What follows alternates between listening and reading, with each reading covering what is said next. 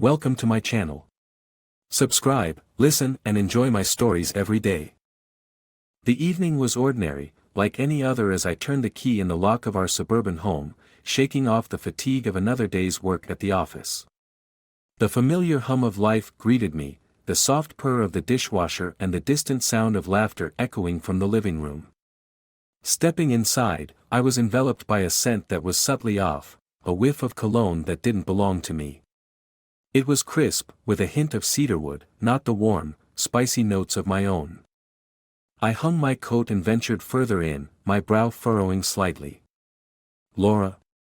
I called out, my voice slicing through the melody of my wife's laughter. "Just a second." Laura chirped back, her tone light and bubbly.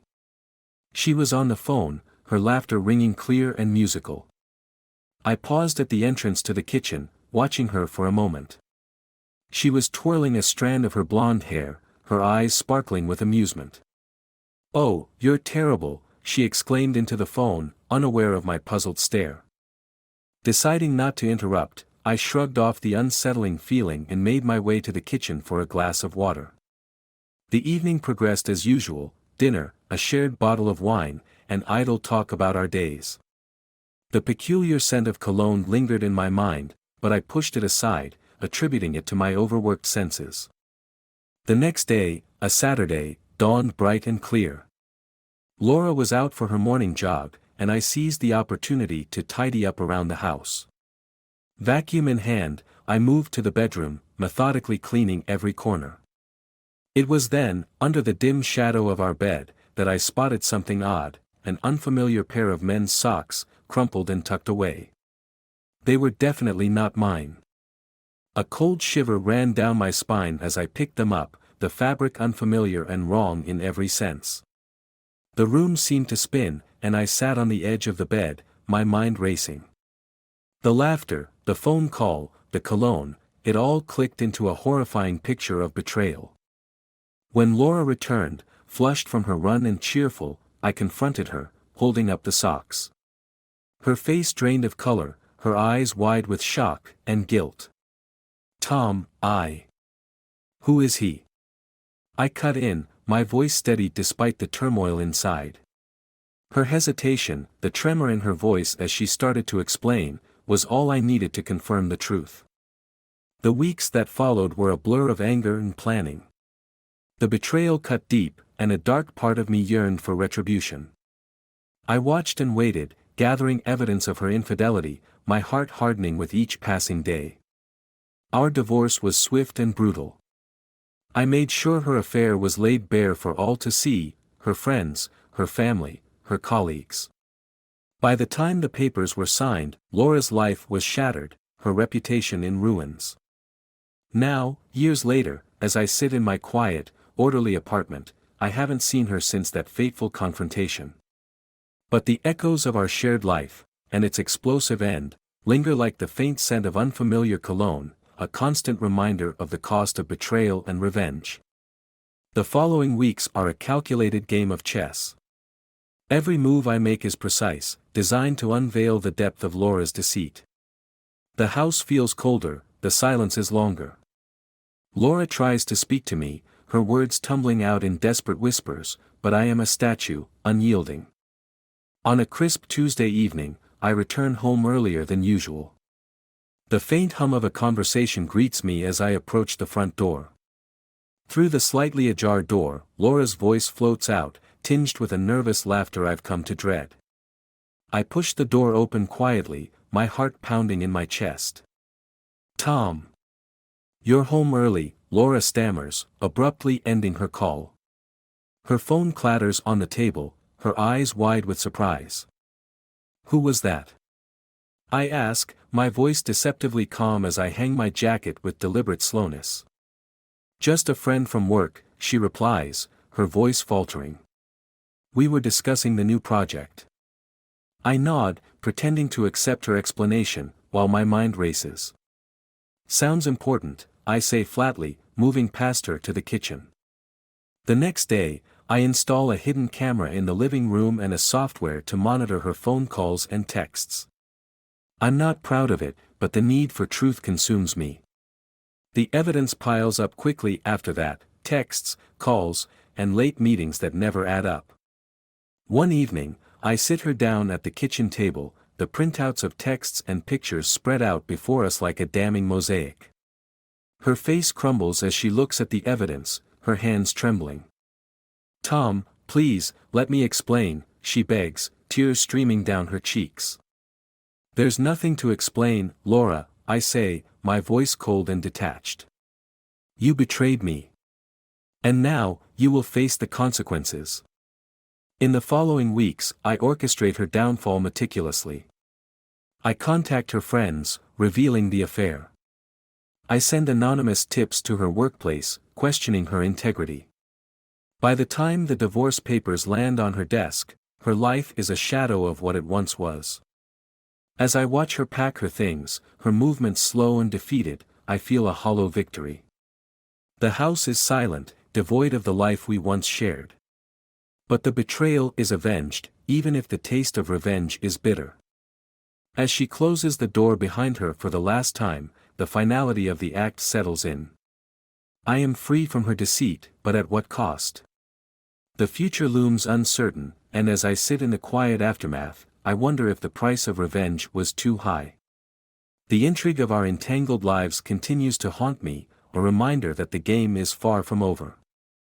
Months have slipped by since Laura's departure, and the house now holds only my footsteps, each echo a stark reminder of the silence she left behind. My life has resumed a semblance of normalcy, but the shadows of past betrayals linger, darkening the edges of my days. On a cool, overcast afternoon, I receive an unexpected visitor. The sharp rap on my front door pulls me from my work, and I find Mark, a mutual friend from the days when Laura and I were still a couple, standing on my porch. "Tom, we need to talk," Mark says, his eyes earnest, searching. "Mark? This is a surprise." "Come in," I reply, stepping aside to let him enter. As we sit across from each other in the living room, the air is thick with tension. Mark's fingers tap a nervous rhythm on his knee. "It's about Laura," he starts, hesitating. "There's something you need to know." I stiffen, my heart racing. "What about her?" My voice is guarded, wary of reopening old wounds. Mark exhales, his gaze fixed on the floor before meeting mine. "She didn't cheat on you, Tom. The guy, the texts, it was all a misunderstanding. He's gay, Tom. They were planning a surprise party for you, for your anniversary." The room spins as his words sink in, a tidal wave of confusion and regret crashing over me. "No, that can't be. I saw the texts, the late calls," I protest, my voice rising.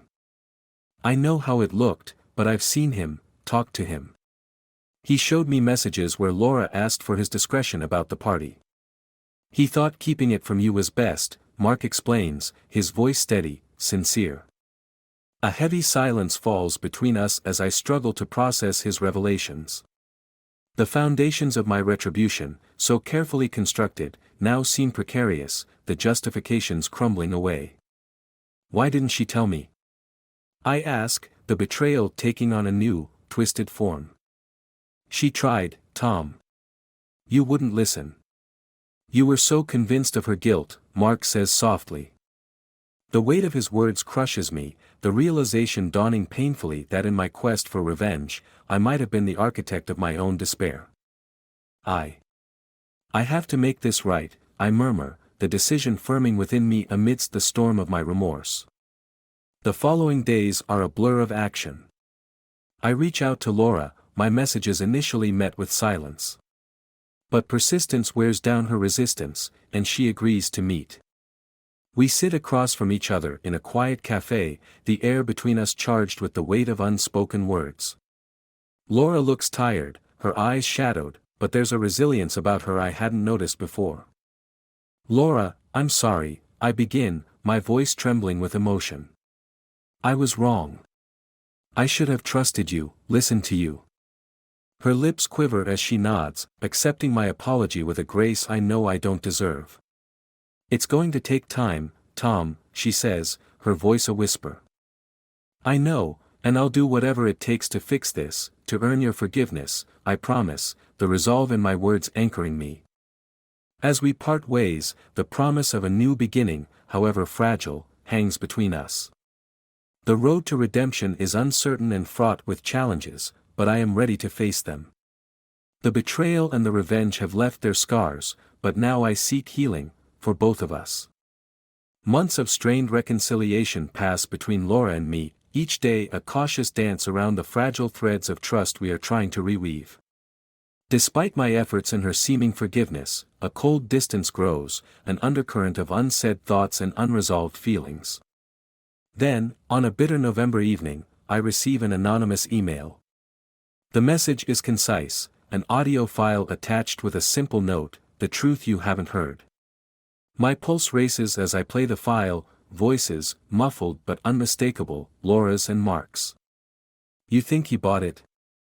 Mark's voice, tinged with amusement. Completely. He's so guilt-ridden he didn't even question it. This will keep him off our backs for a while, Laura replies, her tone light, mocking. A sickening feeling twists in my stomach as the reality of their deception sinks in. This wasn't just a misunderstanding, they had played me for a fool, manipulated my guilt. Fury, dark and relentless, courses through me. They think they can toy with me. No more. Over the next week, I craft my plan, cold, calculated. I delve into their lives, their secrets, using every resource at my disposal to unearth anything that can ruin them, financial irregularities, illicit activities. The past months have honed my skills in subterfuge, and my rage fuels my purpose. I confront Laura one final time, at the same quiet cafe that bore witness to our supposed reconciliation. As she sits down, smiling cautiously, I slide an envelope across the table. "What's this?" she asks, her smile faltering. "Your new reality," I say, my voice calm, belying the storm within.